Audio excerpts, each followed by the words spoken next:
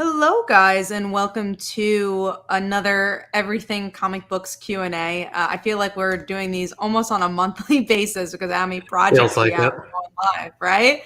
But if you guys don't know us, well, I hope you know me because this is my channel. But we are going to be talking about bi visibility of bisexual comic book anthology, just creating comics in general. But Phil, why don't you introduce yourself for the people?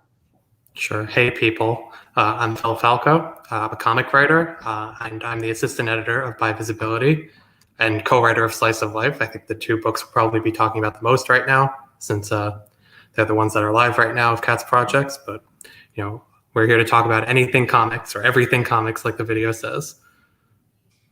Anything and everything comics, indeed, is what we're going to be discussing here. So, yeah, why don't you intro as I share what is Bi Visibility? What is this project that we got going on right now, and how are you involved in the project? Sure. So, Bi Visibility, it's a bisexual anthology, like it says in the header. And it's collecting 9 different stories with, I think about 20 different creators, all about, the bisexual experience with different genres ranging from romance to high fantasy. And, I think the driving force behind this anthology is just, Kat is a bisexual creator, and she's always been very interested in queer representation in comics, and especially bisexual representation or lack thereof. And there's so many facets to the queer experience and specifically the bisexual experience that just aren't being explored to the fullest extent in storytelling, especially genre storytelling. So, one thing that was particularly interesting to her, and then to me, as I joined as the assistant editor, was seeing, how different creators could tell very diverse genre and character-wise stories about bisexuality. I think we got a really great bunch in here. I think every story brings its A game. It's going to be very different and exciting to read. For sure. And what's exciting about the project already, we're about half. Well, let's screen share this project so people could know what we're talking about. So we are going to go into Bi Visibility here.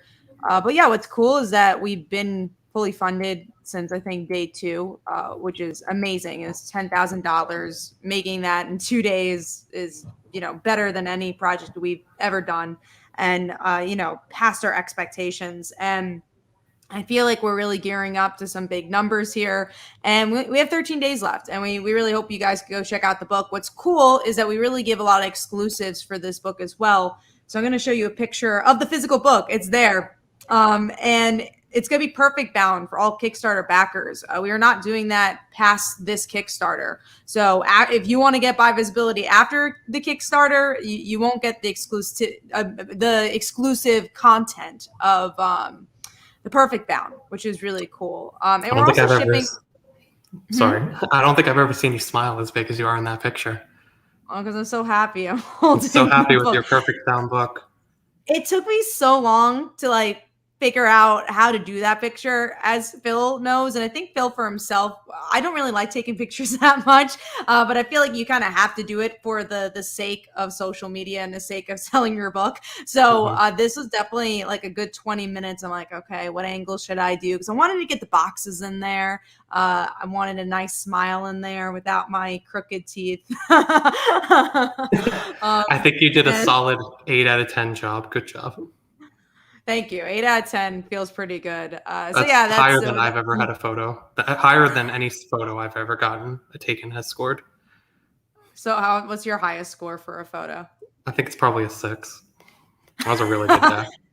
Honestly, you don't tend to smile in your photos, so I could see a 6. Yeah, it doesn't come natural to me. I'm not a smiley person. I definitely smile enough, but I still don't tend to like to take pictures. But this was the picture I took. It's beautiful. We got the boxes in the back. I think I crafted a good one here. But we do have the actual book in the hands of myself, and that is pretty cool. But yeah, so we're really climbing up, and we have some really cool trading cards here. We got 9 stories, as we mentioned before, mixed with all different genres. I'm sorry I'm going so quick. I'm trying to get to the covers. So we also have the cover B, which is a play on Pokemon, actually old school Pokemon, like the Game Boy games. Really wanted that color.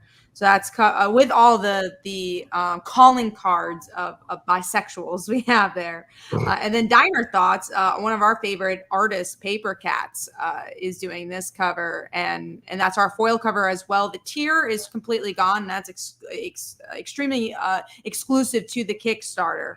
And we have a couple of foils through the add-on, but that is it. So if you wanted to get a foil cover, this is your chance.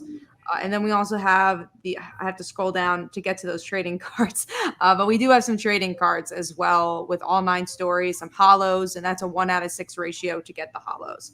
I think that covers what happened. Oh yeah, we do love our trading cards. I think that covers the big stuff here for the project. So yeah, you love the trading cards. It was both our ideas, but I feel like Phil has really gotten into the crafting of the trading cards. So go into I've spent a lot of time with it. I think we don't have a game for the trading. Oh, thank you, T.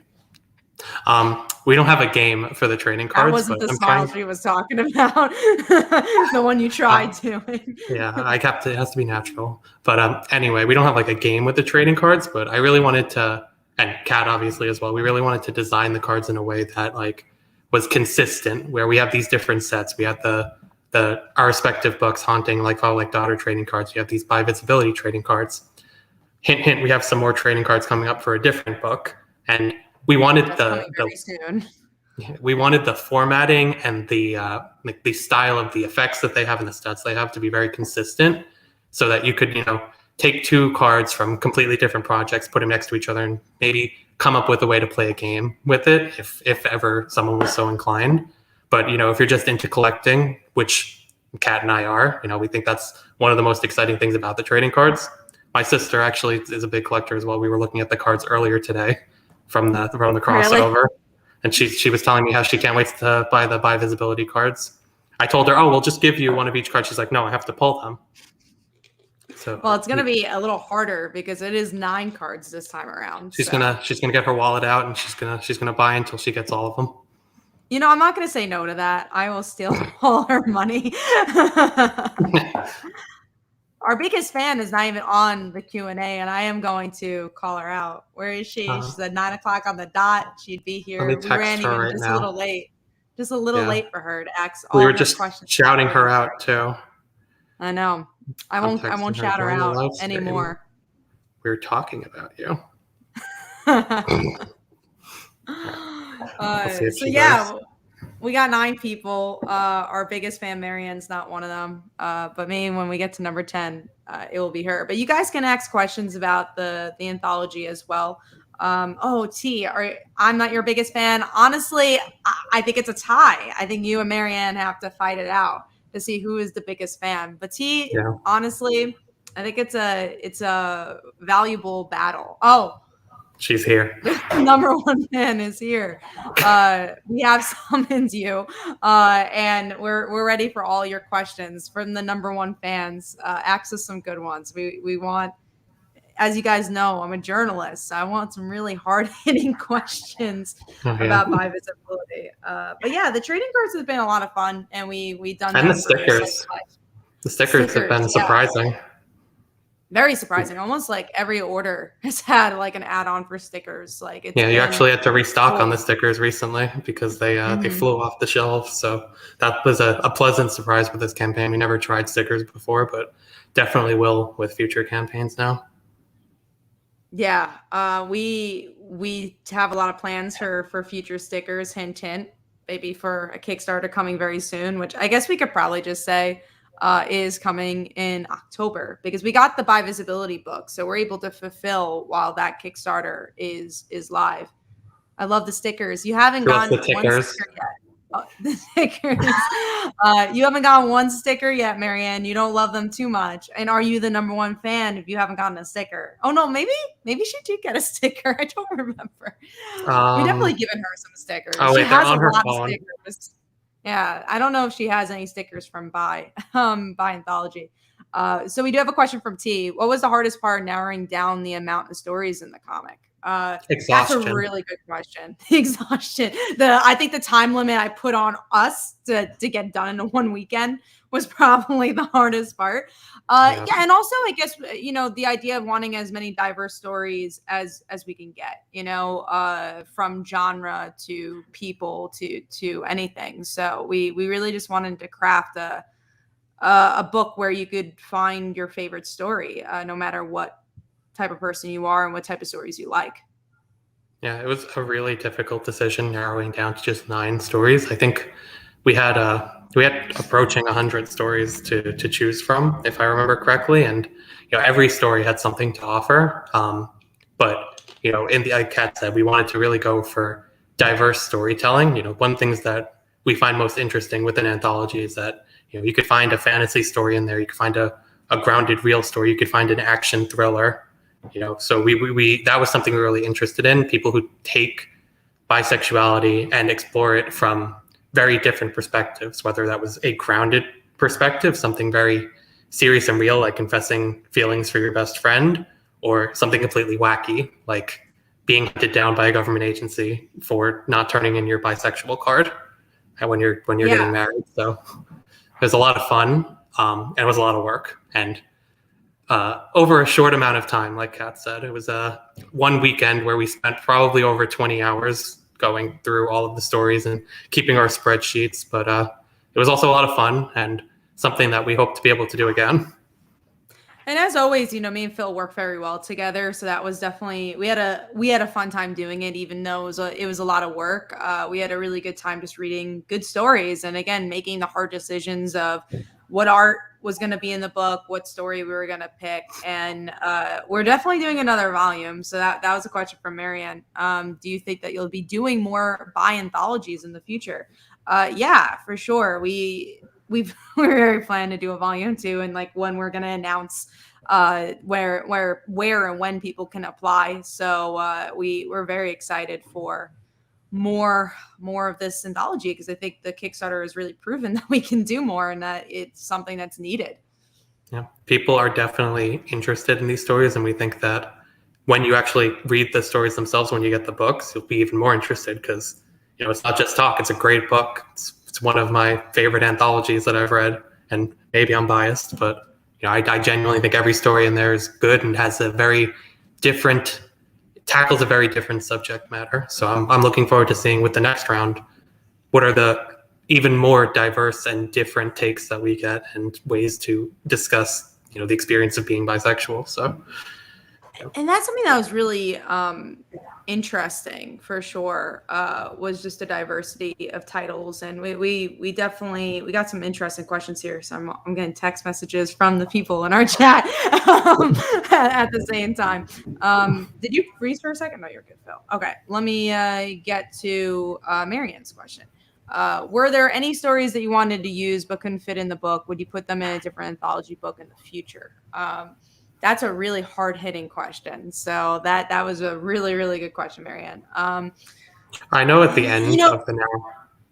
Sorry, I know at the end we were really trying to narrow down our last choice, and we had maybe like 3 or 4 where we kept going back and forth on what we wanted to include. I think any like I said, everything that was submitted had something to offer. So we would consider in the future, if it was resubmitted, if you cleaned it up and submitted a different version slightly or the same version, we'd definitely consider it. But we think in the end, the 9 stories that we chose were the best fit for this first volume. Yeah, and also 100%, I agree. It was the idea of, okay, maybe there's too many slice of life stories. So that was like a big thing where it's like, oh, this had a different genre, this had a different twist to it. And then, if I'm being honest, there were some stories that were like, okay, this would have taken maybe a couple more editing passes to really get to the prime that we wanted it to be. So that was another thing. It's just like what was cool about this anthology, and something I really appreciated about doing it, and something I will do again. I see a lot of anthologies where they'll just ask for an outline or just ask for a log line, and then you're kind of in. What I liked about our anthology and what's made our process a little easier, I would say, is that, and I think also why we all worked like a well-oiled machine, is because those people needed to get a script done before we even worked on the book. So we read full scripts to see who was going to get in.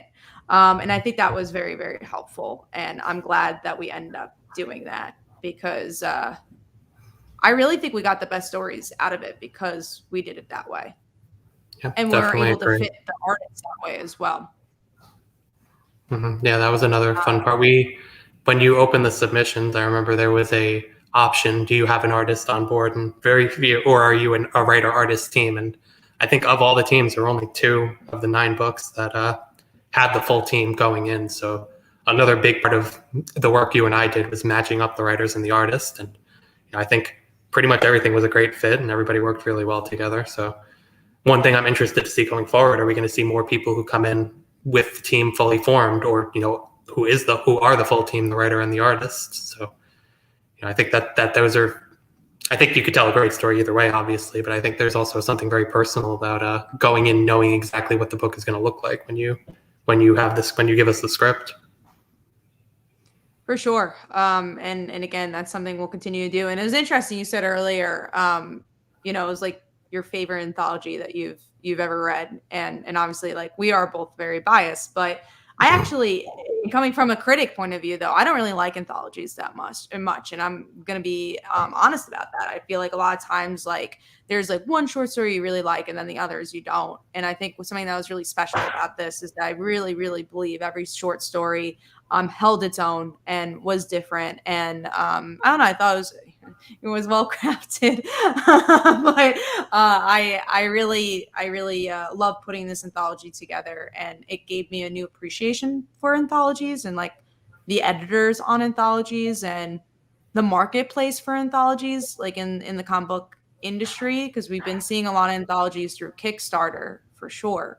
But we also been seeing a lot of anthologies through DC Comics. We've been seeing a lot of superhero anthologies, and like, what does that mean for the future of our industry? And I guess, so interesting, because I got a question on Comic Book Weekly last week about like, well, what's the best way to tell a story? Like a mini series, an ongoing series, like, what's better?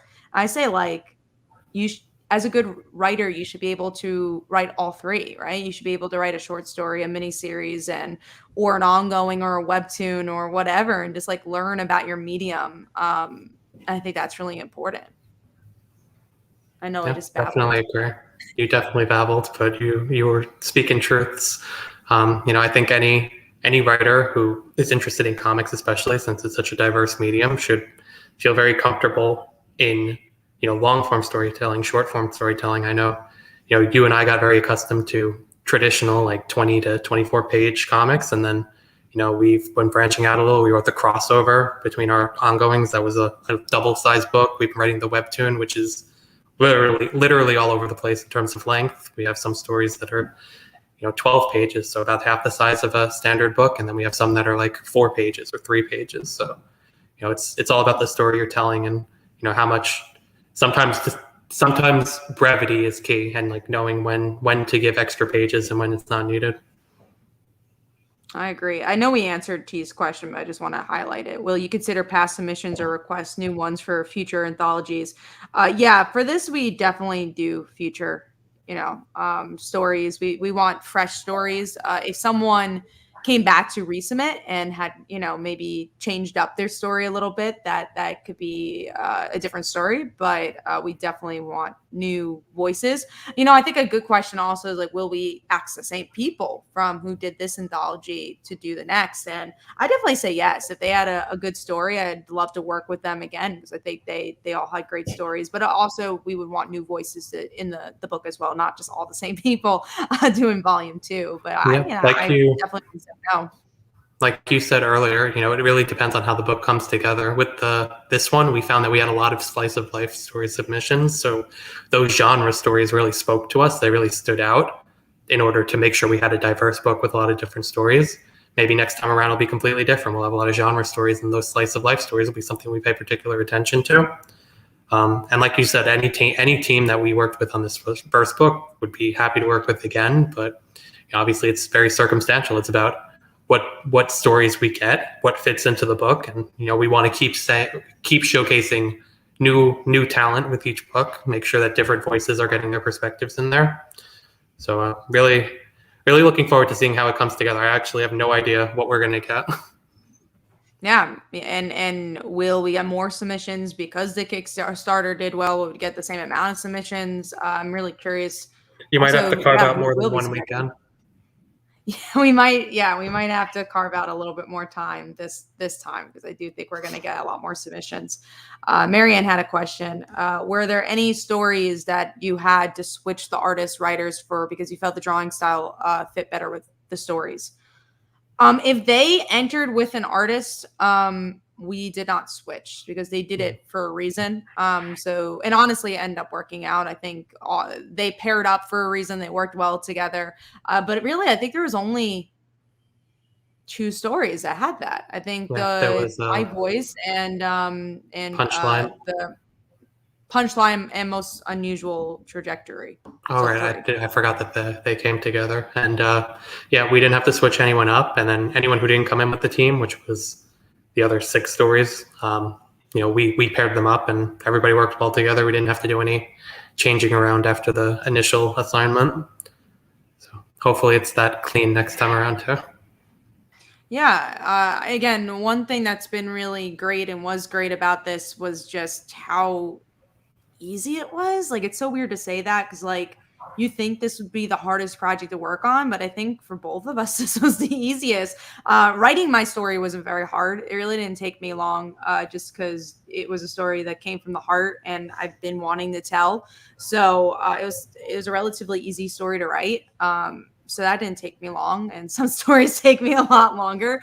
But that, I got that down. I think first draft, I don't even think I had a second draft for my story. I think it was just sat down and was like, oh. I remember when you sent it to me. I usually give you a lot of notes, as you know, and you like to give me a lot of notes too. But this one really came from the heart, and there wasn't a lot of changes that either of us saw in it. So, and I think it's one of the best in the anthology. It's opening the anthology, so it'll be the first one you get to read. I like that some people have said that it's like very Pixar, like very Disney, because the look of it is kind of Disney. I don't think the story is, but maybe a bit more Pixar than Disney. It's a little heavy for Disney, but you never know. It's a little heavy for Disney for sure, but maybe like the first 10 minutes of Up, right? It's similar to that. Okay. I wonder what the other hour and a half of that movie would be like.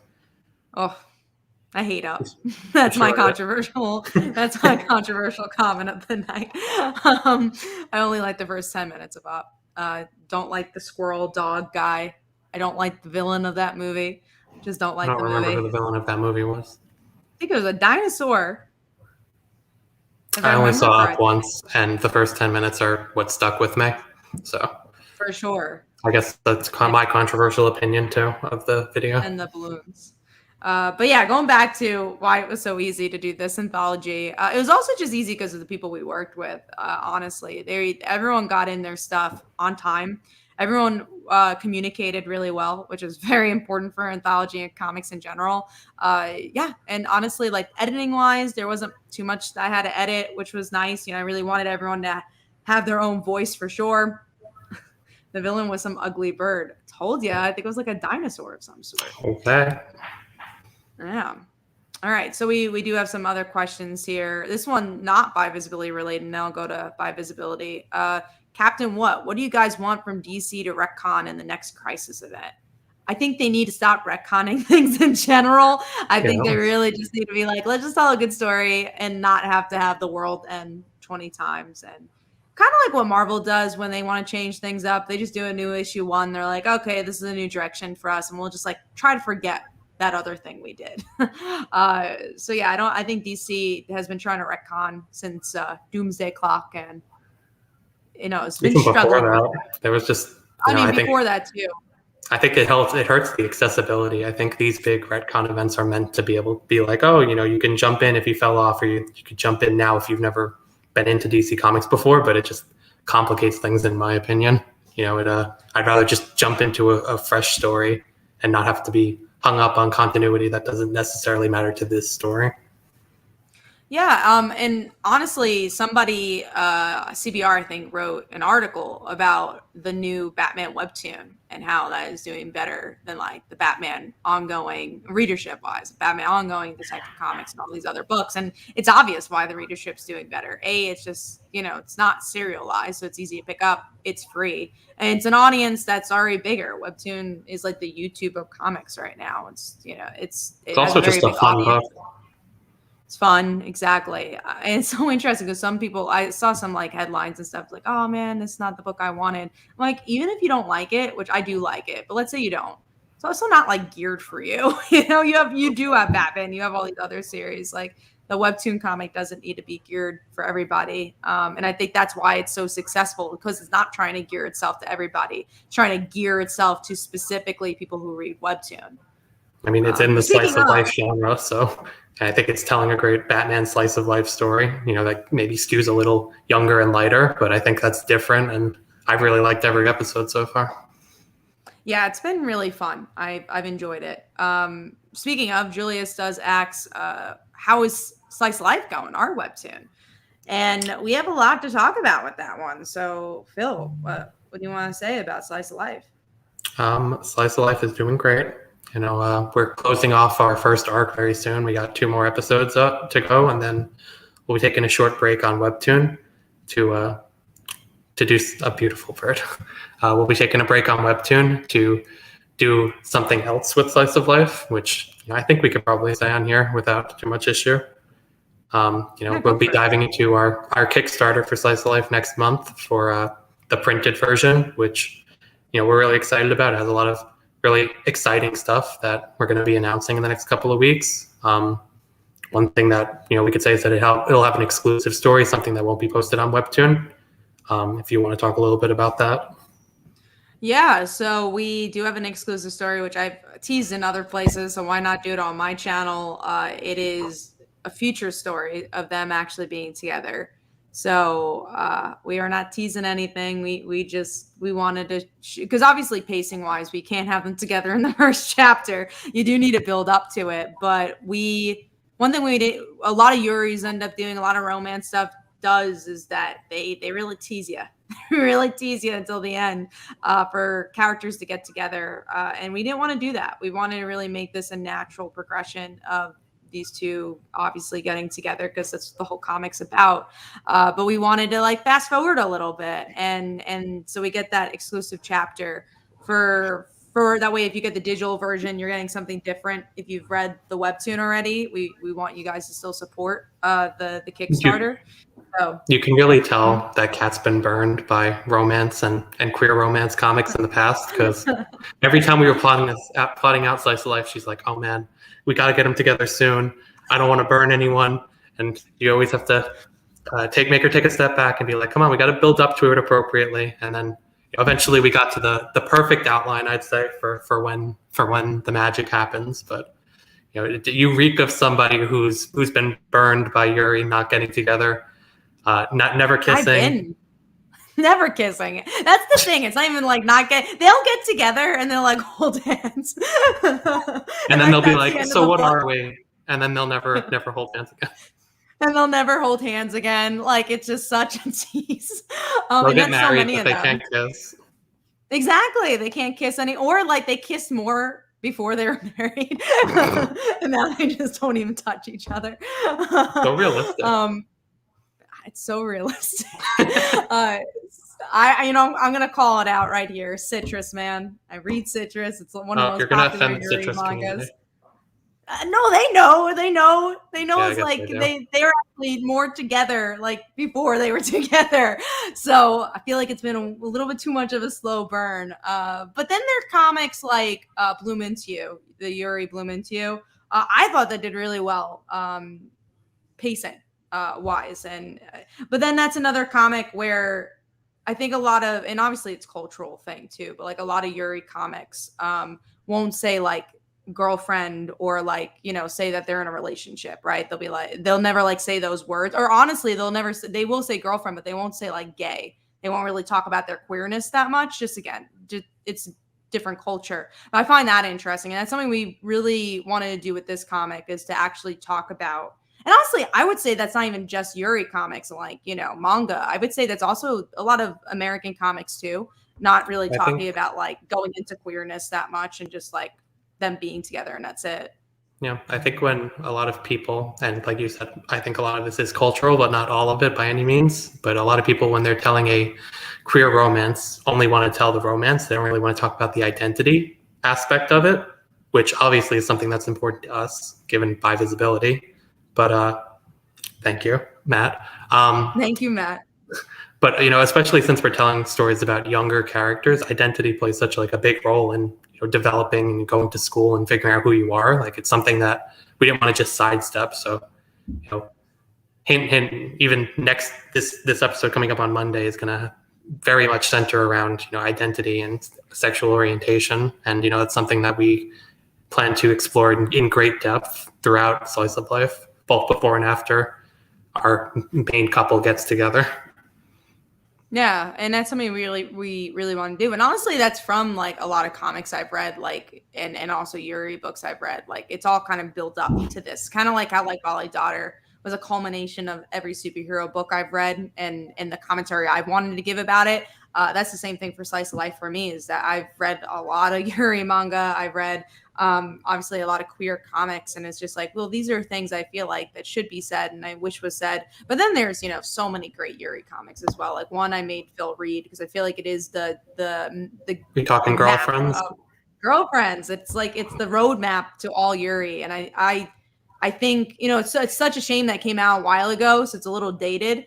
But I love that book, and I think it's in a lot of ways a perfect Yuri manga, and it just shows like these two people that were friends become more, and it feels raw and realistic, and I wish there were more books like that. And you actually get to see them together as a couple. You know, you get for a while too.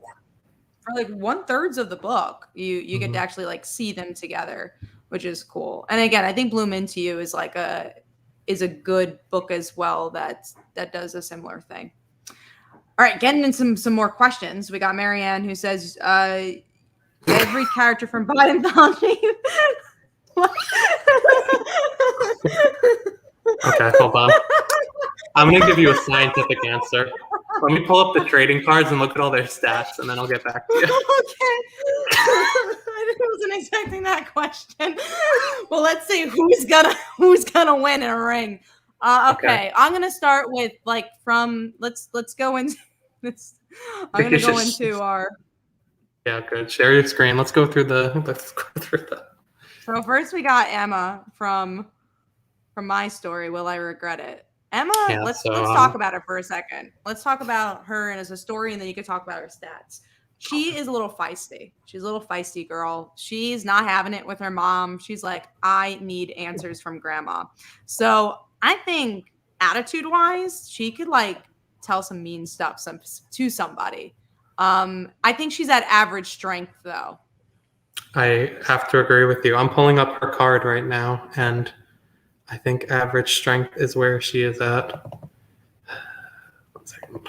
But she has those strawberry earrings that she can really scratch somebody with. That's true. That's true. That's her special power, her strawberry earrings.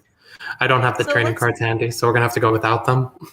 So let's go down to buy card. I believe we got these agents. They got some specialized training. They could use those skills. I don't know if Emma has specialized trainings. I don't know if she has her strawberry earrings for sure, but these guys, they got some grappling hooks. But they really didn't succeed during this. They were all flash and no flare. They didn't really beat anybody up. But they had so much flash. You know, I think that got to count for something. All right, let's say the agents won against Emma. So now it's the agents versus the girls. And the writer for this one is in the comments, so let's make sure we offend him. So Julius, we're going to offend you. These girls, they couldn't even tell each other their feelings. So I really feel like they don't have much strength. I don't know. One of them's a cheerleader. She's got to have some upper body strength. That's true. So, okay. So it's agents versus cheerleader, who actually did have the guts to say her feelings. That's true. I don't think Jenna's making it out of the ring, but Jamie, she's got some spunk. I'm going to go with Jamie with this one. I think Jamie's going to win against Julia says choose better than one. So I guess they're going in together. True. That is true. I think because they're such good friends, they were friends first and then lovers. They're getting out of this alive, and they are gonna win because tag teaming, they can read each other's mind. The agents, they're not in a good place, right? They are trying to figure out their relationship. And again, all flair and no fight.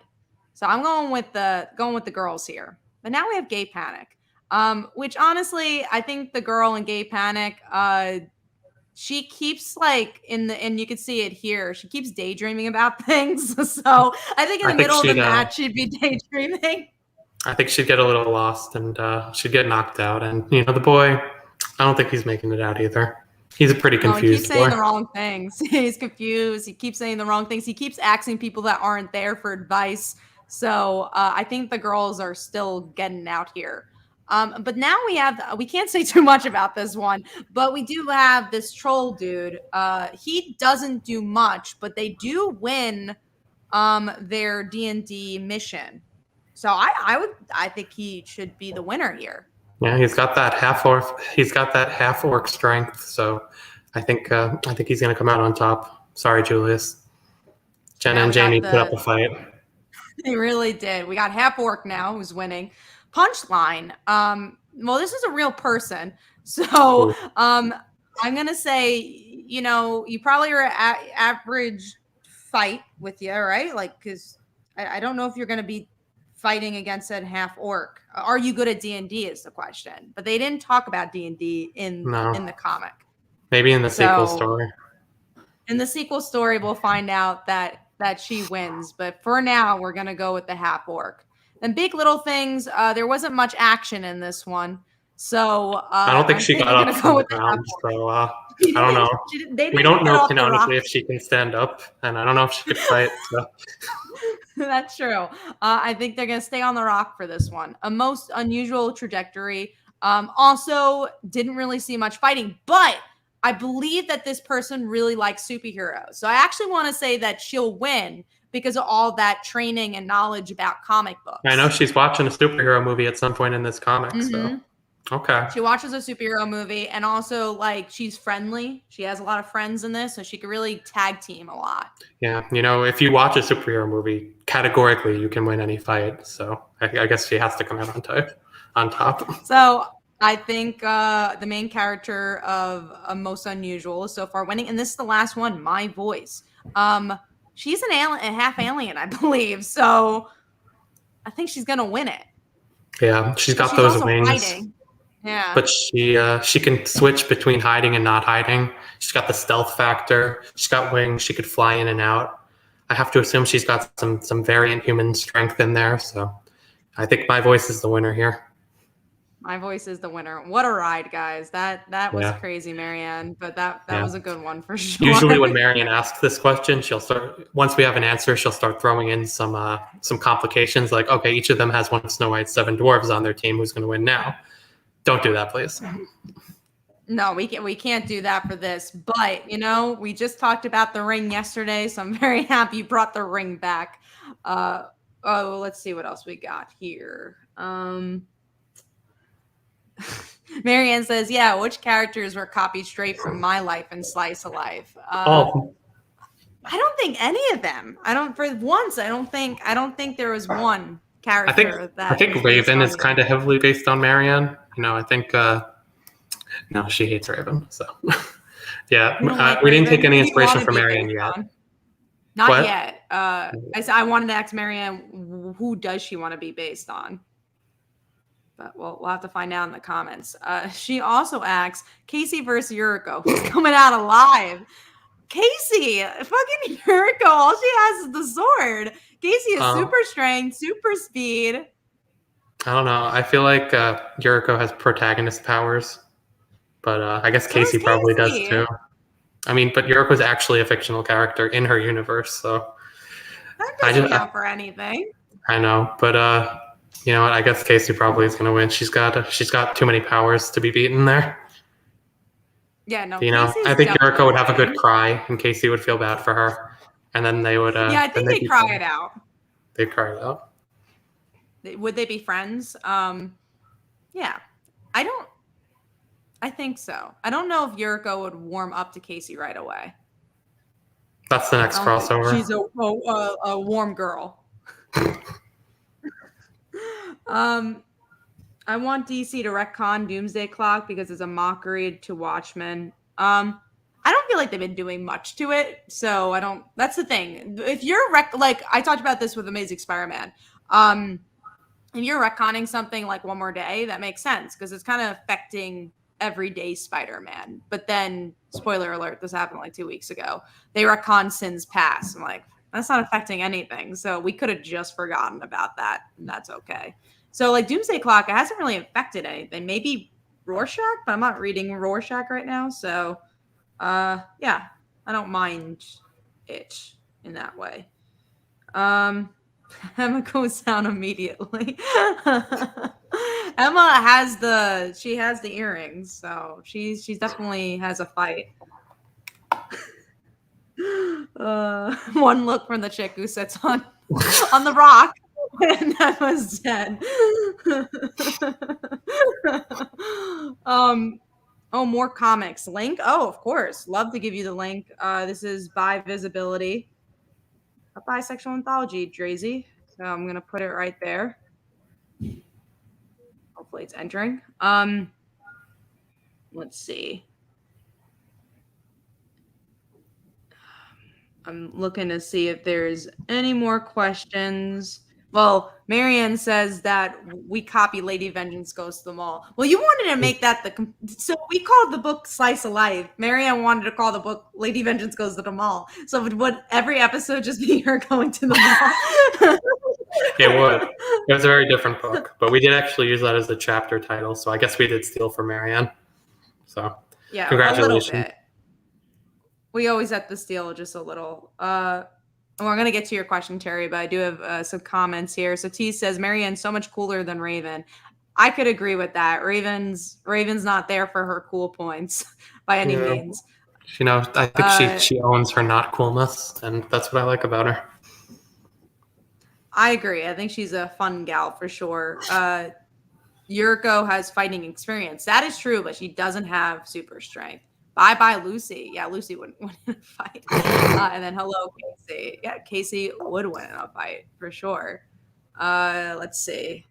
Then we have Terry who says, Kat, was this latest book your best book you've written so far? Oh, man, that's so hard to say. I think everything is a little different. I think it's definitely one of my favorite stories I've written for sure. I do think it's one of the strongest. But I think there's some slice of life chapters that are my favorite right now.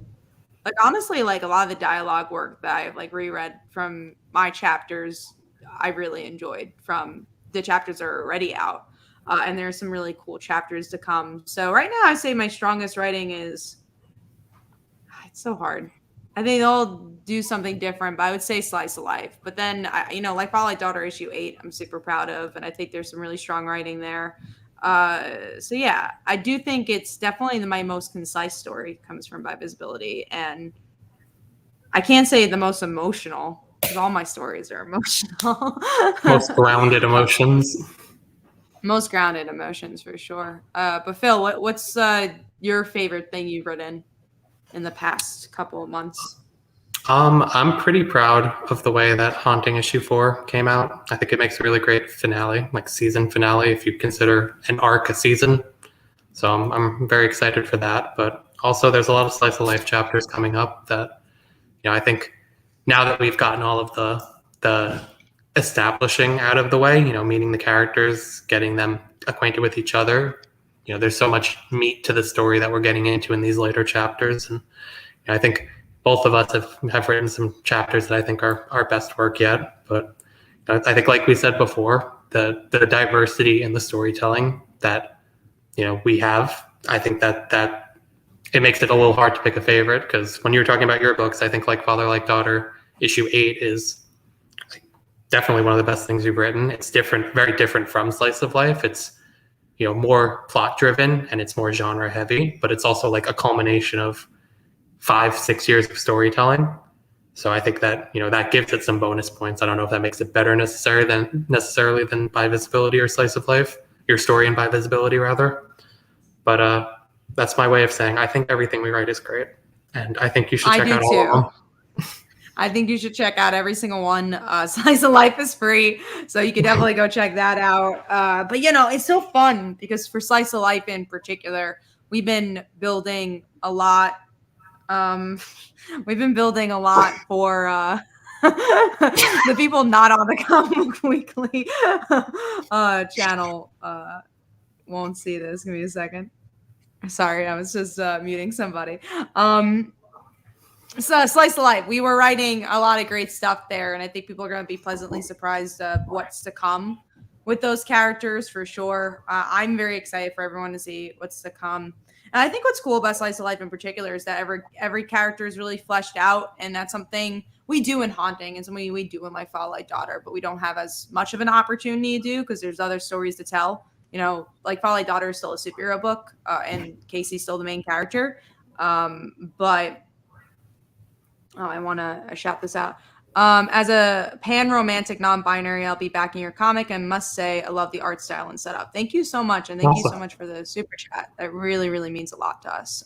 Thank you. Thanks. But yeah, I think what's different about Slice of Life is that we just have so many different characters that I think all get the spotlight. I don't necessarily think there is a main character to the book. Like, who do you think is the main character? I mean, you could say the couple, but like, I guess there is a writing 101 answer to who the main character is, but who do you believe is the main character?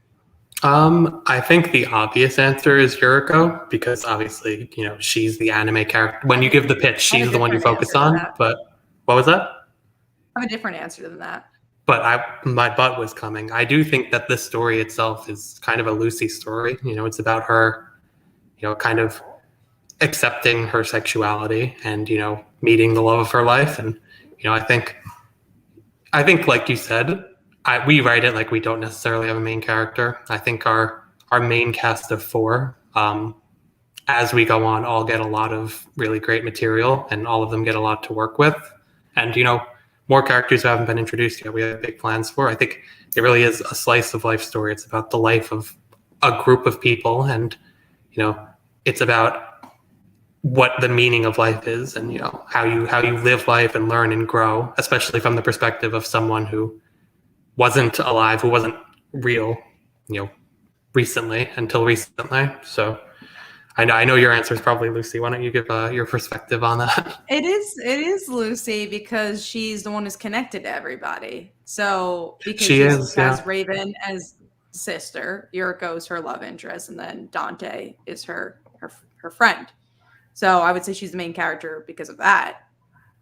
Yuriko, I would say, is the catalyst character. Like she's the Claire Bennett of heroes, Claire Bennett's not the main character, but a lot of things happen because of her. You could say Peter Petrelli. She's the best character. She's definitely the best character, but it's interesting because like a lot of people, I always give this example. I'm probably given it in this Q&A, but a lot of people ask like, who's the main character of Friends? And T's in the comments, so maybe she'll have a better answer than me. But I would say the main character of Friends is Monica because she's connected to everybody, and we're in her apartment most of the time.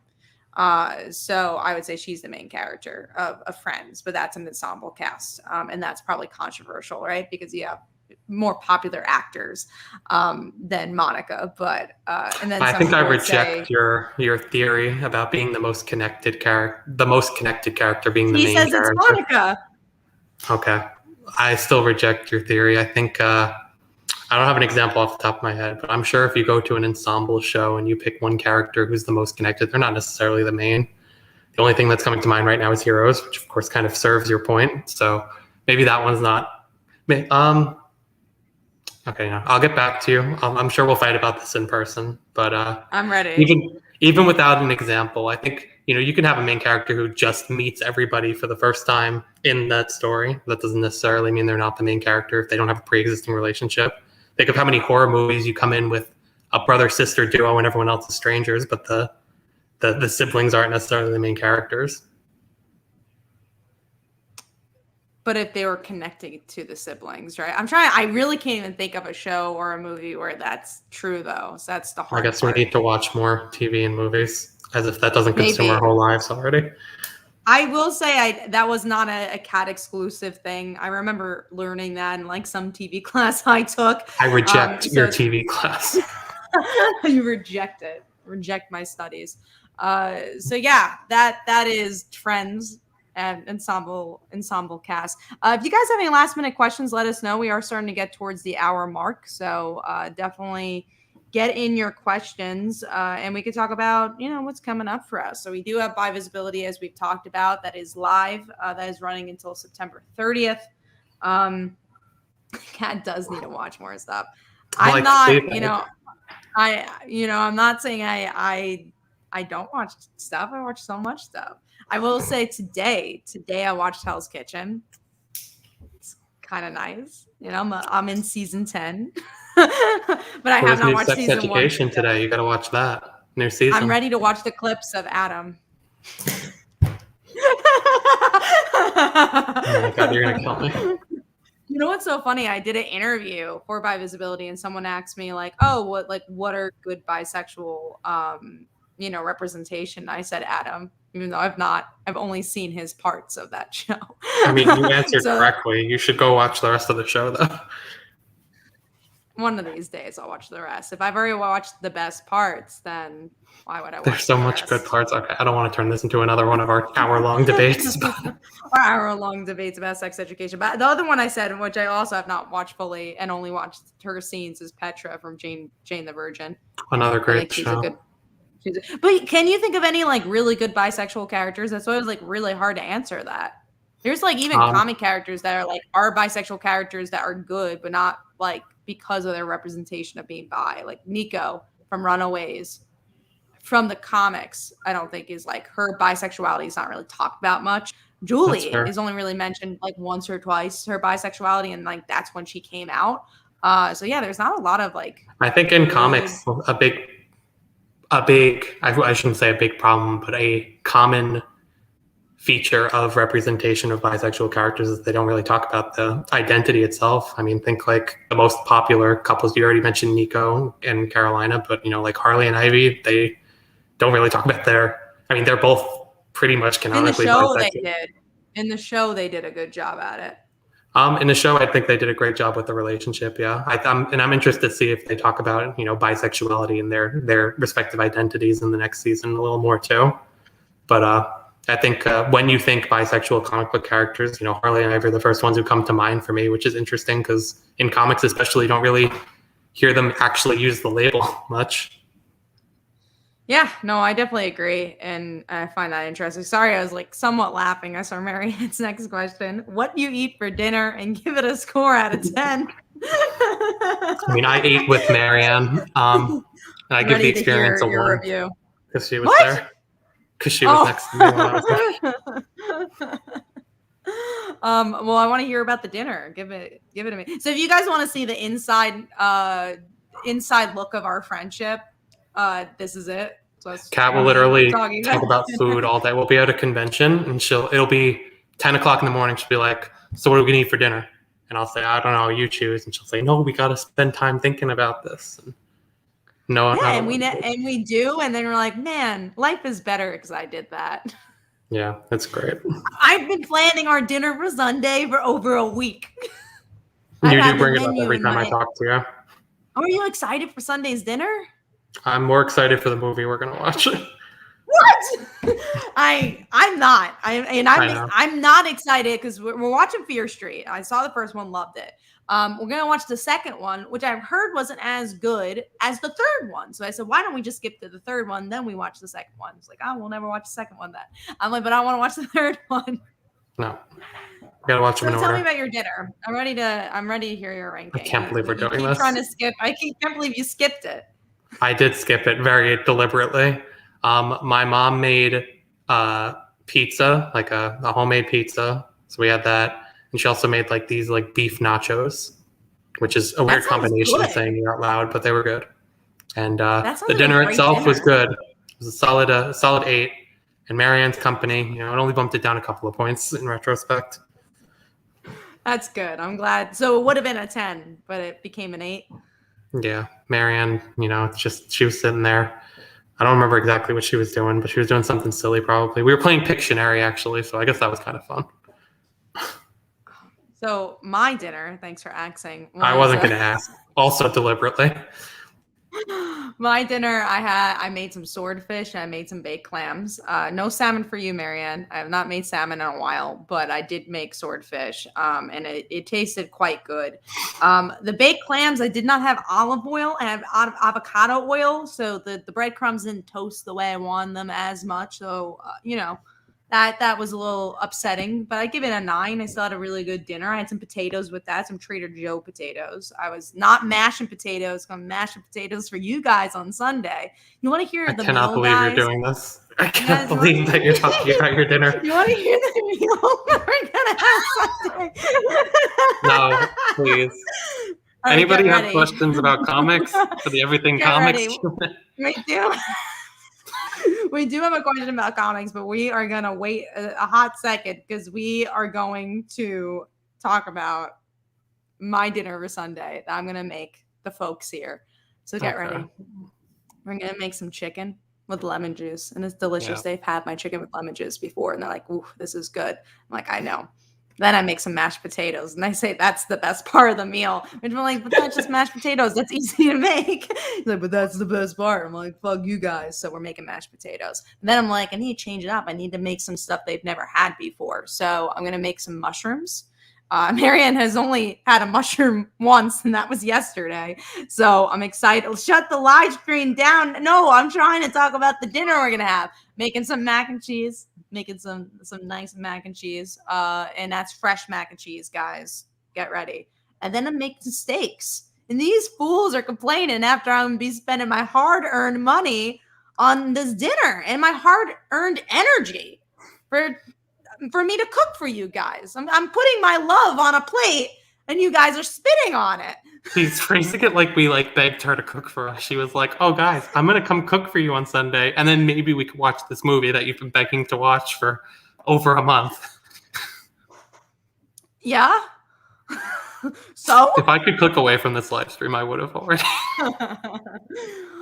Guys, get ready. Maybe I'll take a picture, put it on the Bi Visibility Kickstarter page, like be the first couple of pictures, and be like, what are you trying to sell? The dinner or the...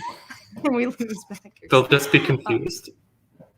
They'll be so confused. All right, we'll get to an even better question from Julius. What is the most heated argument the two of you argued over creative differences? Man, you're really putting us on blast here. I would say this conversation right here has been pretty heated. It definitely involves food. Creative differences. Would love not to eat my dinner. Oh man, T, you would eat it. I know. You tell her, T. You'll eat it. Okay, so yeah, creative differences. We haven't had many. I would just say like going into the flow of each other's writing, like figuring out like how to be equal with each other's writing, like how, because with Slice of Life, how do we break it apart and make it both our own, which I think we've done a really good job at. But that's the only time I feel like there's ever been a disagreement. It's never gone. We've definitely had disagreements, but we usually come to an agreement by the end. We usually reach a compromise pretty well. I'd say the one we struggled with the most was chapter 2 of Slice of Life, because that one was really tough to nail. It just had a lot to accomplish with all of our main characters meeting, and our lead finding out that she was an anime character. It's a lot to balance in 8 pages, I think it was, or 9 pages. So that one we had a lot of back and forth on.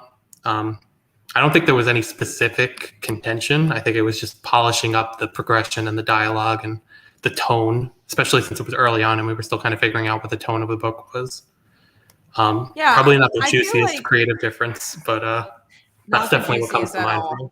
But I like that we one thing I think that really works about our dynamic is that we actually do talk about the things that we disagree with, because I don't feel like this would work if we yes-manned each other all the time and said, oh man, like I do when you talk about food. Exactly. This is why we can't big dinner, because we keep yes-manning each other. Yes. And you won't get the best experience because you're yes-manning me. But yeah, no, I feel like that's why it works, is that we both talk about it and we never get heated about it. But we genuinely is like, oh no, I disagree with this, and be like, okay, cool, let's talk it out. be like, oh, I see your side, and being able to talk it out. And I say it's a really give and take, right? There's some stuff where, you know, we'll both disagree on, but one person's gonna have to give or take on it. And I think in the long run, it's made a better book because of it. I agree. I think we did it today. We had we're going back and forth on some lettering notes, and there was definitely some where one of us wanted something and the other didn't, and we just, you know, I gave her something, she gives me something, and exactly. Unless it's something major that we need to agree on, but I think. I mean, when it's major, we just weigh the odds and we have a real conversation with each other. I think a lot of times it was finding an artist, like literally for our crossover for everything we've worked on together. We've always had two final artists, and we were always on different sides of the fence. That's true. Who the artist was going to be. And Kat won both times. I did win, but I would say I'm sure you're happy with the decisions we've made. I think it worked out very nicely in both cases. I think my choices, in particular for the crossover, would have also made for a great book, but I think the way that it turned out was perfect. Yeah, for sure. I think it just would have been a different book. And yeah, I think that's what's those bigger decisions. Definitely, we had to talk for days. Like we'd talk for hours. We'd sit down, have our weekly meeting, and just be like, okay, this is why I think we should have this person, why I think this would be great or not great. And honestly, I just think we work really well together, which is why I think, you know, in the past year, our projects have been such a success because we've helped each other out and made these books together. And I'm really looking forward to seeing how that grows. And we have plenty of ideas. We have literally, we're both planners, which is a detriment and obviously a very good thing. As well, we also have we have very different kinds of OCD, yes. Which is a struggle. I think I have a very traditional OCD where, you know, the formatting needs to be very consistent with everything we write, and everything needs to be approached in like this exact way. Versus Kat's is a little more chaotic OCD where she'll hone in on one thing in particular that she's going to be OCD about, and everything else she doesn't need to be. So that's always fun to navigate. It's fun.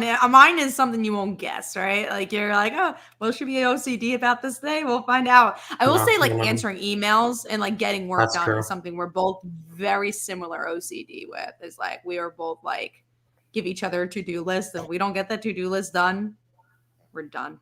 We're upset with ourselves if we don't get the to-do list done. So that's one thing that has definitely worked in our favor is that we love to work. Which is also like we got to take a break, but why we have so much good content is that we very much enjoy making comics. Yeah, I think before our dinner on Sunday, we're gonna have a big strategy meeting, so I'm sure that'll be fun. And then hopefully we won't talk about comics for the rest of the night. We are actually pretty good at doing that. Is like we'll have our meeting for a couple hours before we hang out, and then we don't, unless something pops up like on Messenger or email or something, we tend to leave work at the door, which is very nice. I think that helps our friendship as well. And we're able to balance it all. So yeah, so it's a cool work dynamic for sure. And thank you guys for all the love. So we are going to plug one more time Bi Visibility. So hopefully you guys could go check it out. I'm going to put that link in the description. We're getting closer and closer to all our goals. So hopefully you guys could go check it out. And thank you for joining us. We will probably do another one of these Q&As for the Slice of Life Kickstarter. So get ready for that in October at some point. We'll do another one of these Q&As. So anything else you'd like to, would you like to plug anything else, Phil? Slice of Life, obviously. We post new episodes every Monday. We have 2 more episodes going up before we take a month or so long hiatus. So you definitely check that out. It's all over our social media. And then obviously Bi Visibility. It's we've been raving about it the whole live stream, but you know, it's really one of the greatest books that either of us have worked on. So we're really excited for it. Yes, and love you guys too. Thank you to all our friends that showed up and our loved ones that showed up to the live stream. We really appreciate it. And all the great Marianne. Questions. Super. Marianne's in a special category all on her own. I will not plug whatever you ask me to plug, Marianne. The chat will see it.